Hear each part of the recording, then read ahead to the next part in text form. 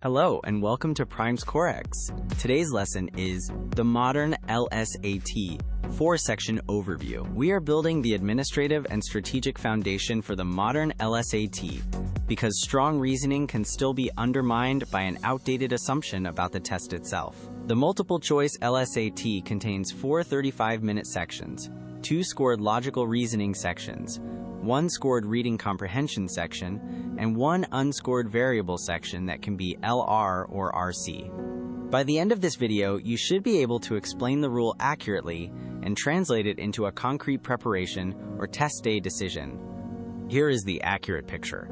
The multiple-choice LSAT contains 4 35-minute sections, 2 scored logical reasoning sections, 1 scored reading comprehension section, and 1 unscored variable section that can be LR or RC. Notice the level of precision in that statement.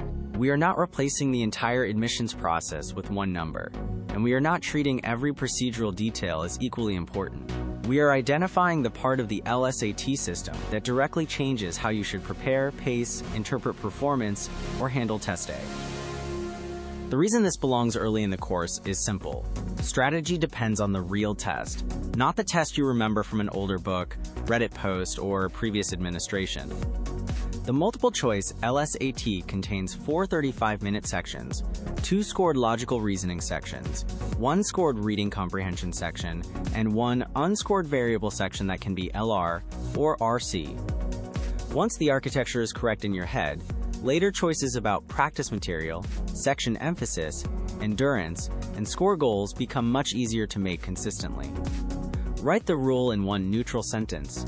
If your version sounds like a promise or a warning, you may have added more than the fact itself supports.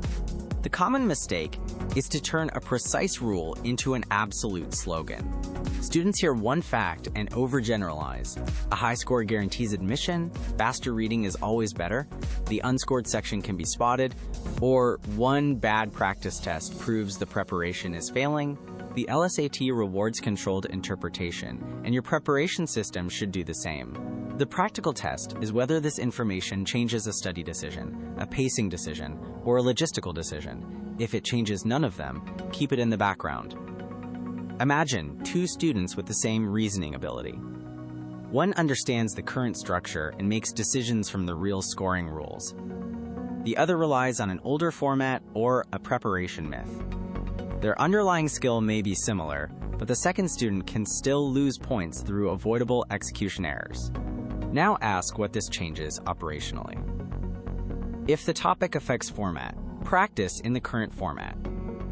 If it affects scoring, make pacing decisions from the actual point system. If it affects administration, remove the logistical uncertainty before test day. If it affects admission strategy, connect the number to schools, timing, and scholarship objectives, rather than treating it as an isolated badge. A clean mental model reduces anxiety because you do not have to renegotiate basic exam facts while you are already spending attention on difficult reasoning.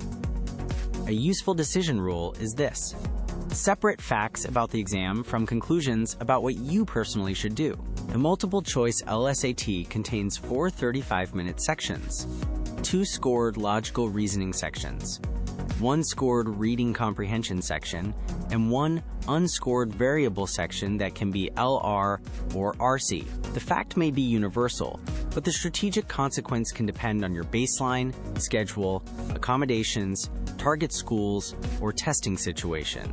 Good preparation respects both levels instead of copying another student's plan without context. When you encounter a claim about the LSAT online, perform a 3-part check. First, is the information current for your administration? Second, is it an official rule, a statistical description, or someone's study preference?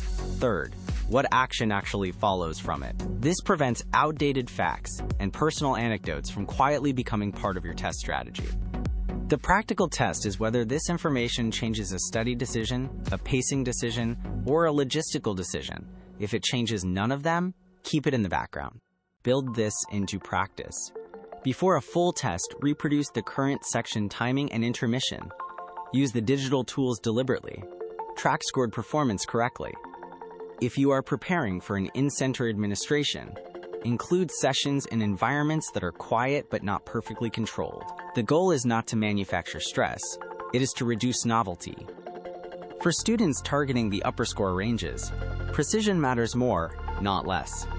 When accuracy is already high, preventable losses from pacing, misunderstanding score interpretation, or using obsolete materials become proportionally more expensive. Treat administrative knowledge as part of execution hygiene. It should be correct, simple, and settled before you begin difficult reasoning work. A clean mental model reduces anxiety because you do not have to renegotiate basic exam facts while you are already spending attention on difficult reasoning. During review, distinguish a content miss from a system miss. If you chose the wrong answer because you misunderstood an assumption, that is a reasoning issue. If you ran out of time because you believed every question deserved equal time, that is a pacing system issue. If you practiced the wrong format, that is a materials issue. Different causes require different fixes. Do a quick audit after this lesson. Can you state the rule in one sentence? Can you name one misconception it corrects? Can you explain one way it changes preparation? And can you identify whether the information is stable or administration specific? If any answer is vague, revisit the exact wording before moving on. The practical test is whether this information changes a study decision, a pacing decision, or a logistical decision. If it changes none of them, keep it in the background. The most important habit here is accuracy without drama. The modern LSAT is demanding enough without adding myths, outdated instructions, or artificial certainty. Use current information, make the smallest strategic conclusion the evidence supports, and then move your attention back to the reasoning skills that actually produce points. For practice, write a one-page current LSAT facts sheet from memory, then verify it against the official information relevant to your administration. Include section structure, timing, writing requirements, testing modality, and the scoring principles that affect guessing and pacing. Keep the sheet factual. Put personal strategy on a separate page.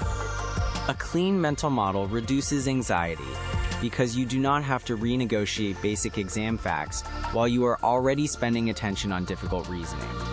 Recap.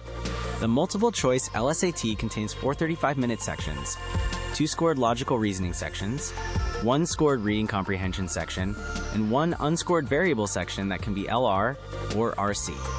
The key is not merely knowing that fact, it is using it correctly. Current format should shape practice, scoring rules should shape pacing, and administrative rules should shape logistics. Avoid turning any single fact into a guarantee or universal study prescription. That completes the modern LSAT 4-section overview. The previous lesson was 5 LSAT preparation myths that waste time. Next, continue with scored versus unscored sections. Why you must treat all 4 seriously. Keep your exam model current and precise, because every later technique in this course assumes you are training for the test that actually exists now.